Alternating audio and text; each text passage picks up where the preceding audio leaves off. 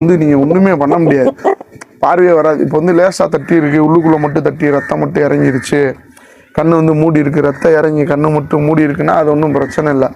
நம்ம சிப்லாக்கு festival D 2 இது இருக்குது. ரெண்டுமே நான் உங்களுக்கு வந்து ஃபோட்டோ வந்து பக்கத்தில் ஆட் பண்ணுறேன். நம்ம மேக்ஸிமம் ஊற்றுறது ஃபெஸ்டிவல் டி ஊற்றுவோம், அப்படி இல்லைன்னா சிப்லாக் ஊற்றுவோம்.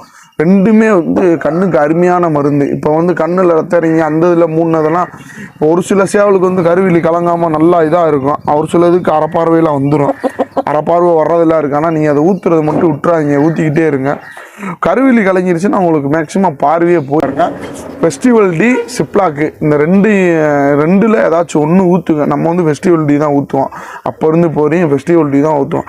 சண்டாவத்தில் வந்தோடனே வந்து இன்ஜெக்ஷன் அடிச்சுட்டு காலையில் 3 சொட்டு, நைட்டு 3 சொட்டு ஊற்றிக்கிட்டே வந்தீங்க அப்படின்னா உங்களுக்கு அந்த சேவலோட அந்த இது கண்ணு திறந்துடும். உங்களுக்கு அப்படி ஒரு 10 நாள்லேயே திறந்துடும். ஏன்னா நீங்கள் சேக்காடிக்க அந்த இது மருந்து ஊற்றமா இருக்கீங்கன்னா அந்த கண்ணு சைடில் இருந்த ரத்தம் பூரா வெளியேறி நீங்கள் அப்பப்போ தொடச்சி விட்ருங்க. ஏன்னா ரொம்ப அந்த இது ஃபுல்லாக வெளியேறும், கழிவு நீர் ஃபுல்லாக வெளியேறும்.